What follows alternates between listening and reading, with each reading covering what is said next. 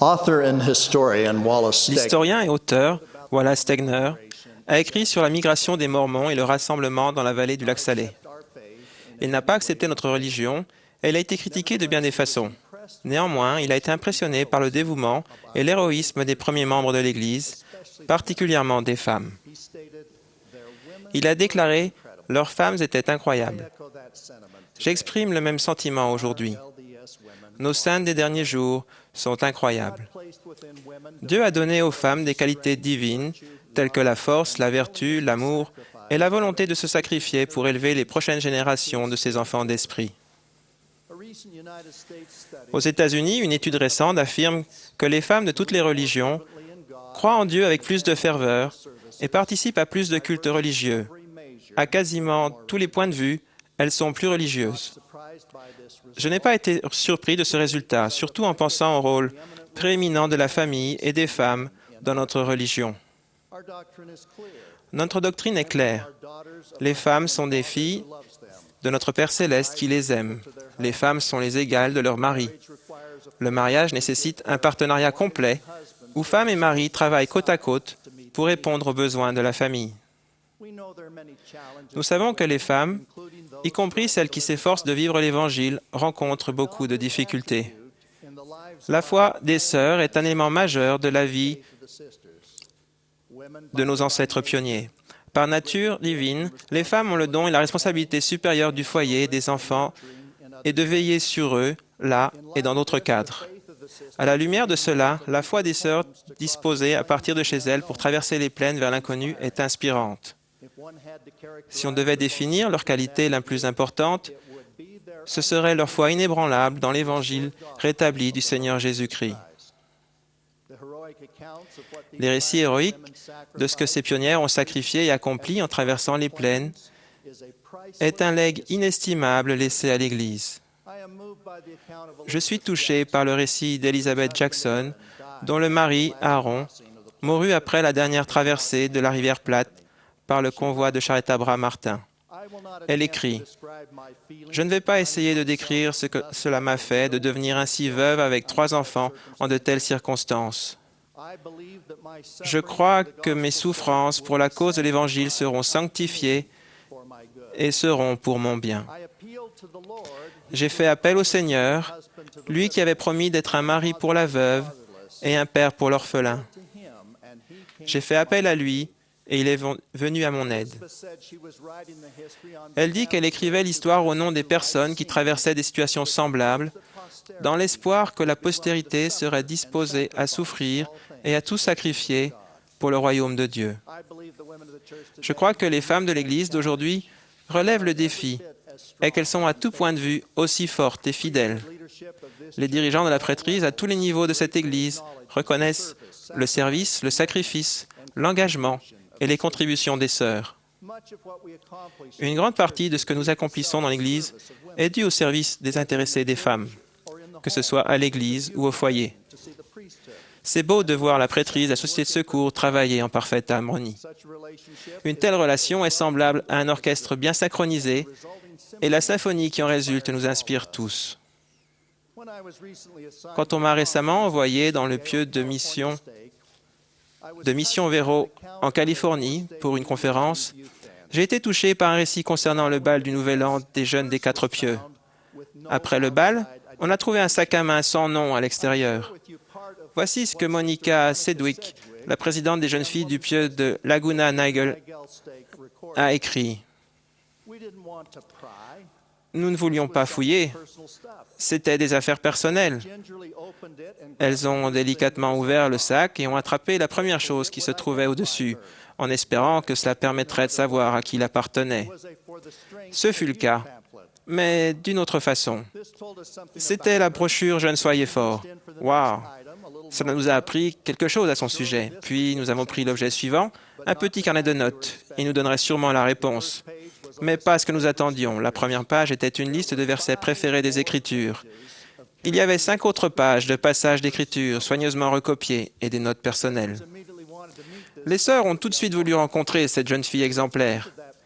Elles sont retournées au sac à main pour identifier sa propriétaire. Elles en ont tiré des pastilles à la menthe, du savon et une lotion et une brosse. J'ai aimé leurs commentaires. « Oh, de bonnes choses sortent de sa bouche. Elle a des mains propres et douces, et elle prend soin d'elle. » Elles attendaient impatiemment le trésor suivant. On sortit un astucieux porte-monnaie fait maison à partir d'un pack de jus d'orange. Il y avait un peu d'argent dans une poche zippée. Elles se sont exclamées « Ah, elle est créative et préparée !» Elles éprouvaient la même chose que des enfants un matin de Noël. Ce qu'elles ont retiré ensuite les a encore plus surprises. Une recette de gâteau forêt noire et une note pour le faire à l'occasion de l'anniversaire d'une amie. Elles ont failli crier « C'est une maîtresse de maison, consciencieuse et serviable. » Et puis oui, enfin, de quoi l'identifier.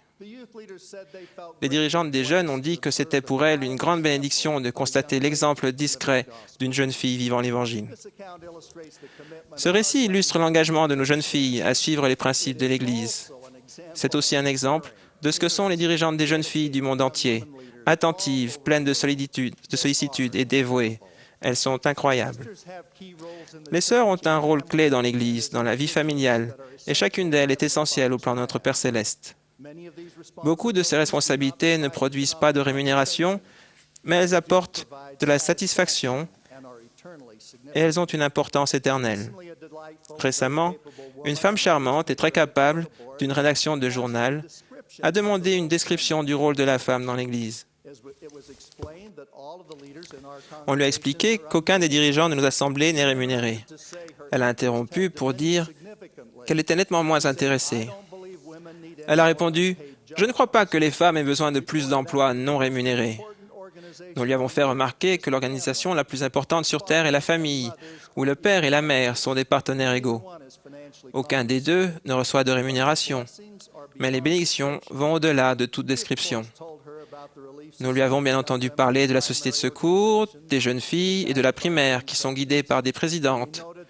Nous lui avons indiqué que depuis le tout début de notre histoire, les femmes, comme les hommes, prient, jouent de la musique, font des discours, chantent dans la chorale, même pendant la réunion de Sainte-Seine, notre réunion la plus sacrée. American Grace, un livre récent qui a connu un grand succès, fait rapport sur les femmes de nombreuses religions. Il relève que les saints des derniers jours sont les seuls à être extrêmement satisfaites de leur rôle dans la direction de l'Église. De plus, de toutes les religions étudiées, ce sont les saints, dans leur ensemble, hommes et femmes, qui sont les plus attachés à leur foi. Ce n'est pas parce qu'elles parviennent à éviter les difficultés de la vie que nos femmes sont incroyables, bien au contraire. Elles sont incroyables par leur façon de faire face aux épreuves de la vie. Malgré les difficultés, les épreuves que la vie impose, du fait du mariage ou de l'absence de mariage, les choix des enfants, la mauvaise santé, l'avenir bouché et bien d'autres problèmes, elles demeurent remarquablement fortes, inébranlables et fidèles à leur foi. Dans toute l'Église, nos sœurs vont continuellement au secours des faibles, fortifient les mains languissantes et affermissent les genoux qui chancellent. Une présidente de la Société de secours qui reconnaissait ce service extraordinaire a déclaré « Même lorsqu'elles rendent service, les sœurs pensent « Si seulement j'avais pu faire plus ». Humblement, elle a lu une longue liste des services rendus récemment par les sœurs. Même si elles ne sont pas parfaites et qu'elles font toutes face à des soucis personnels, leur foi en un Père céleste aimant et l'assurance du sacrifice expiatoire du Sauveur imprègnent leur vie. Pendant les 3 dernières années, la première présidence et le Collège des 12 ont cherché à être guidés et inspirés à recevoir la révélation en tenant conseil avec les dirigeants de la prêtrise et des auxiliaires et en travaillant sur le nouveau manuel de l'Église.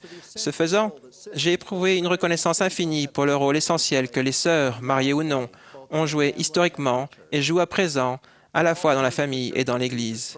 Tous les membres de l'Église de Jésus-Christ doivent travailler dans sa vigne au salut de l'âme des hommes.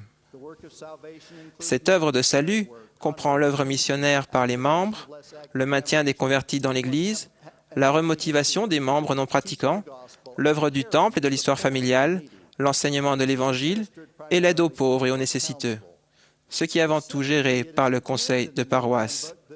Pour être précis, il est attendu dans les nouveaux manuels que les évêques, sensibles aux demandes existantes, délèguent davantage de responsabilités. Les membres doivent être conscients du fait que l'on a demandé à l'évêque de déléguer. Les membres doivent le soutenir dans l'application de cette directive. Cela permettra à l'évêque de passer plus de temps avec les jeunes adultes seuls et sa propre famille. Il déléguera d'autres responsabilités importantes aux dirigeants de la prêtrise, aux présidents des auxiliaires et à des personnes déterminées, hommes et femmes. Dans l'Église, on respecte beaucoup le rôle de la femme au sein du foyer. Quand une mère reçoit un appel qui demande beaucoup de temps, on donne souvent au père un appel moins exigeant afin de maintenir l'équilibre dans la vie de la famille. Il y a plusieurs années, j'ai assisté à une conférence de pieux à Tonga. Dimanche matin, les 3 premiers rangs de l'église étaient remplis d'hommes âgés de 26 à 35 ans. J'ai supposé qu'ils faisaient partie d'un chœur. Mais quand on est passé aux affaires de la conférence, chacun de ces hommes, 63 au total, s'est levé à la lecture de son nom pour être soutenu et ordonné à la prêtrise de Melchizedek. J'étais à la fois heureux et stupéfait. Après la session, j'ai demandé à frère Mathéaki, le président de Pieux, comment un tel miracle s'était accompli. Il m'a dit qu'ils ont parlé de remotivation pendant un conseil de Pieux. Sa présidente de la société de secours, Lenata Vanyuku, a demandé si elle pouvait dire quelque chose. Pendant qu'elle parlait, l'Esprit a confirmé au président que ce qu'elle suggérait était vrai. Elle a expliqué qu'il y avait dans le pieu de nombreux hommes approchant la trentaine ou l'ayant dépassé, qui n'avaient pas fait de mission. Elle a dit que beaucoup d'entre eux savaient qu'ils avaient déçu des évêques et des dirigeants de la prêtrise, qui les avaient fortement encouragés à faire une mission, et que maintenant, ils avaient le sentiment de n'être que des membres de 2e classe. Elle a fait remarquer que ces jeunes hommes n'étaient plus en âge de partir en mission. Elle a exprimé son amour et son inquiétude pour eux. Elle a expliqué que toutes les ordonnances salvatrices leur étaient toujours accessibles et qu'on devrait se concentrer sur l'ordination à la prêtrise et sur les ordonnances du temple. Elle a souligné que certains d'entre eux étaient toujours célibataires, mais que la plupart avaient épousé d'excellentes femmes, certaines pratiquantes, d'autres non, et d'autres non-membres. Après une discussion approfondie pendant le conseil de Pieux, on a décidé que les hommes de la prêtrise et les sœurs de la société de secours iraient au secours de ces hommes et de ces femmes, pendant que les évêques passeraient plus de leur temps avec les jeunes gens et les jeunes filles dans les paroisses. Les personnes participant au sauvetage se sont concentrées sur la préparation à l'ordination à la prêtrise, au mariage éternel et aux ordonnances salvatrices du Temple. Au cours des 2 années suivantes, presque tous les hommes, parmi les 63 qui avaient été soutenus lors de la conférence à laquelle j'avais assisté pour être ordonnés à la prêtrise de Melchizedek, ont reçu leur dotation au Temple et ont été scellés à leurs femmes. Cette histoire n'est qu'un exemple parmi d'autres du rôle clé de nos sœurs dans l'œuvre du salut, dans nos paroisses et nos pieux, de la façon dont elles favorisent la révélation, particulièrement dans les conseils de l'Église. Nous sommes conscients que des forces énormes sont liguées contre les femmes et la famille. Des études récentes montrent que la considération à l'égard du mariage se détériore et que le nombre d'adultes qui se marient diminue. Pour certaines personnes, le mariage et la famille deviennent un choix sur un menu plutôt que le principe de base de l'organisation de notre société. Les femmes doivent faire face à de nombreuses options et doivent étudier à l'aide de la prière les choix qu'elles font et l'effet qu'ils ont sur la famille. Quand j'étais en Nouvelle-Zélande l'année dernière, j'ai lu un article dans le journal d'Auckland qui parlait de femmes qui n'étaient pas de notre culte, qui se débattaient au milieu de ces problèmes. Une mère disait qu'elle se rendait compte que dans son cas, son choix entre travailler ou rester à la maison était dû à son envie d'avoir un nouveau tapis et une 2e voiture dont elle n'avait pas vraiment besoin. Cependant, une autre femme estimait que le pire ennemi d'une vie de famille heureuse n'était pas le travail rémunéré, mais la télévision. Elle déclarait que la famille est riche en télévision, mais pauvre en temps passé en famille. Ce sont des décisions très émotionnelles et personnelles, mais il y a 2 principes que nous devons toujours garder à l'esprit. D'abord, aucune femme ne devrait jamais éprouver le besoin de présenter des excuses ou d'estimer que sa contribution est moindre parce qu'elle consacre l'essentiel de ses efforts à élever et à éduquer des enfants. Rien n'a plus d'importance dans le plan de notre Père céleste. Ensuite, nous devons tous faire attention à ne pas porter de jugement, ni à considérer que des sœurs sont moins vaillantes si elles décident de travailler à l'extérieur. Il est rare que nous comprenions ou évaluions complètement la situation des gens. Mari et femme doivent tenir conseil dans la prière en ayant conscience qu'ils sont responsables devant Dieu de leurs décisions. Sœurs dévouées qui élevez seules vos enfants pour une raison ou une autre, nous pensons le plus grand bien de vous. Les prophètes nous ont bien dit qu'il y a de nombreuses mains prêtes à aider. Le Seigneur n'est pas indifférent à votre sort. ni son Église. J'espère que les saints des derniers jours prendront les devants pour favoriser la création d'un environnement sur le lieu de travail qui sera plus réceptif et accommodant, tant pour les hommes que pour les femmes dans leurs responsabilités parentales. Sœurs seules, vaillantes et fidèles, sachez que nous vous aimons et que nous vous apprécions, et soyez assurés qu'aucune bénédiction éternelle ne vous sera refusée. La remarquable pionnière, que fut Emily Woodmansee, a écrit les paroles du cantique « Nous, sœurs de Sion ». Elle affirme à juste titre qu'aux femmes incombe les tâches des anges. On a dit de cela que ce n'est rien moins que faire la volonté directe et immédiate de notre Père céleste et que c'est un don que les sœurs revendiquent. Chères sœurs, nous vous aimons et nous vous admirons. Nous apprécions votre service dans le royaume du Seigneur. Vous êtes incroyables. J'exprime une reconnaissance particulière pour les femmes que je côtoie dans ma vie. Je témoigne de la réalité de l'expiation, de la divinité du Sauveur et du rétablissement de son Église. Au nom de Jésus-Christ. Amen.